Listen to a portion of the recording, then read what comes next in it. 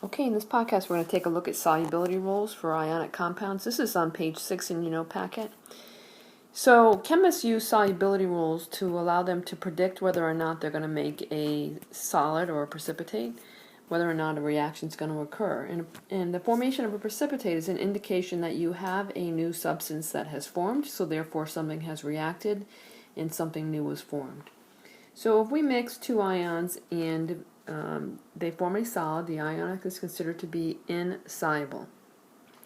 If the compound is soluble, then no solid will form. A solid formed from two solutions is called a precipitate. So it's kind of like water. If you think about it's kind of like rain or snow, something that falls out of the sky. We often say a precipitate falls out of a solution. And a lot of times what you'll see is initially there'll be maybe a cloudy or colored solution, and then you see this cloud, which is really, if you looked at it with a microscope, are these little particles suspended. And then eventually what happens is those particles will settle out and form a solid at the bottom. And a lot of times when that happens, you lose the coloring. See how it was greenish here and yellowish here? So here is a view of a precipitate that you might see for a reaction that occurs very quickly. Initially it looks like cloud.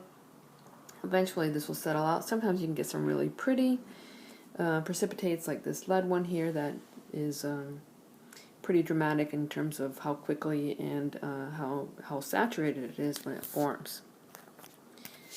Okay, so as we say in solution chemistry, if you are not part of the solution, you are part of the precipitate. So these guys are a part of the solution, but these that came to the bottom are the precipitate.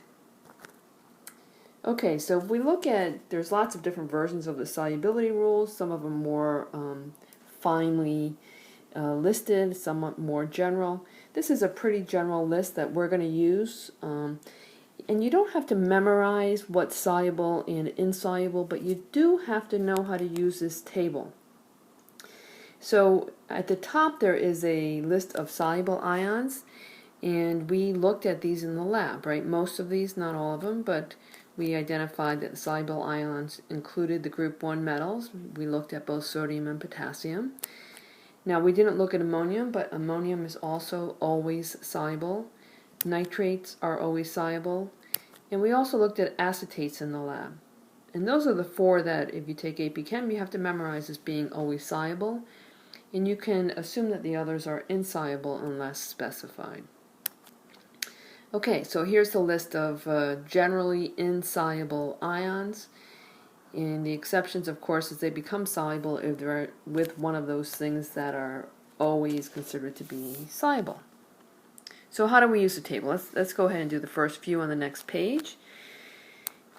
Alright, so we've already have the first one done for us. It's sodium carbonate. So what I look for is whether sodium or carbonate shows up on the list. So the first thing I see here is sodium is a group 1 metal, and it says it's soluble, and there are no exceptions, so it must be soluble.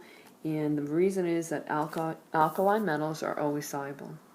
For cobalt carbonate, when I look down below, I don't see carbonate on my list. I'm sorry, I don't see cobalt on my list, but I do see the carbonate down here, right? And it says that it is insoluble unless it's with a group 1 metal or ammonium. And it's not with either of those, so it is going to be insoluble, and that is because carbonates are generally insoluble. And then we have lead nitrate. Now, lead shows up on the exception list, but let's see, the nitrate shows up right here as always soluble. So this baby's going to be soluble, and the reason is that nitrates are always soluble. Potassium sulfide, another pretty easy one once you realize that group 1 metals, anything with a group 1 metal in it, is going to be soluble. So that is soluble, and that's because potassium ions are always soluble. Alright, and lastly we have barium sulfate, and if I look on my list for sulfates, I see sulfate down here. So sulfates tend to be soluble. Let me see if barium's on the exception list. Well, lo and behold, it's on the exception list. So it says sulfates are soluble unless they have barium. So this makes this one insoluble and the reason being that the sulfate is soluble except when with barium plus 2. Okay, so that's going to do it, and you can finish up page 7.